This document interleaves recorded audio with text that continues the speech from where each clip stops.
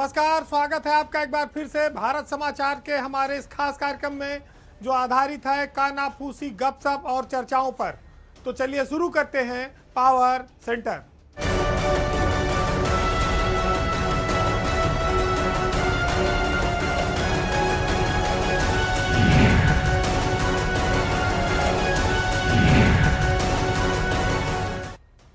खबर में सबसे पहले बात दो मंत्रियों के बीच टकराव की।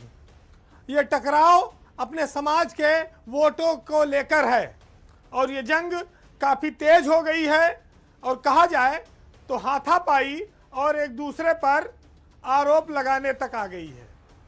विधानसभा चुनाव करीब है, वर्चस्व की लड़ाई है और राजभर समाज के दो मंत्री अनिल राजभर और ओम प्रकाश राजभर के बीच, उनके समर्थकों के बीच बहुत कुछ हो चुका है। मामला यह है कि 23 जनवरी को सुहेलदेव महाराज की जयंती थी और पूर्वांचल में जो राजभर समाज का वोट बैंक है उसका सेंटर पॉइंट बनारस और गाजीपुर है।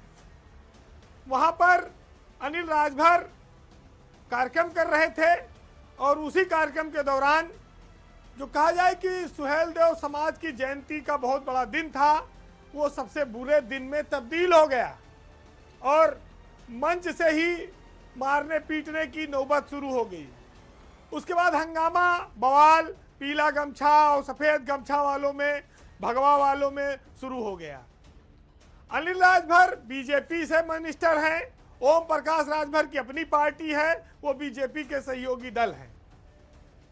जब बात मारपीट तक हो गई तो उसके बाद ओपी राजभर ने एक और तंज कस दिया कि अनिल राजभर और ये जो इनके परिवार के लोग हैं ये पहले लोहा चोरी करने का काम करते थे और जो लोग आज हम पर वोट और टिकट बेचने का आरोप लगा रहे हैं वो खुद चोरी में लिप्त थे। फिर अनिल राजभर की बारी थी, उन्होंने कहा कि सिधौरा मां टेम्पू चलाने वाले लोग सरिया खरीदने कब गांव में आए थे लोहा की चोरी की, वो जरा बताएं। तो देखिए बहुत साफ है कि बीजेपी का जो विधानसभा चुनाव से पहले पूर्वांचल का समीकरण है, राजभर वोटों का जो समीकरण है वो गड़बड़ा रहा है। वाराणसी और गाजीपुर में ये दोनों नेता, एक शिवपुरी में है और एक गाजीपुर में। ओम प्रकाश राजभर ये कहते हैं कि आज तक राजभर समाज को कोई सम्मान नहीं देता था, जब वो आए तब ये नए नाम आ गए। लेकिन बीजेपी अपने मूल कार्यकर्ताओं को, नेताओं को तो आगे बढ़ाएगी ही। हालांकि गठबंधन की मजबूरी है कि वो ओम प्रकाश राजभर को अभी कुछ कह नहीं सकती। अनिल राजभर भी इसी सीमा में ही बोल पा रहे हैं। लेकिन इतना जरूर है कि असली ग्लैमर तो ओम प्रकाश राजभर का ही है। राजभर समाज में वोट बैंक उनके पास है। अनिल राजभर को कई बार ताकत दी गई बीजेपी की ओर से, लेकिन वो उस वोट बैंक को अभी तक खींच नहीं पाए। असली टक्कर इसी की है कि राजभरों का असली नेता कौन बनेगा। अब राजभर ओम प्रकाश पहले सपा में गए, चुनाव लड़े, सरकार बनी नहीं, लौट के आए, बड़ी तलखी थी, लेकिन वो दोबारा बीजेपी में ही आकर मंत्री बनने को उनको अवसर लग पाया।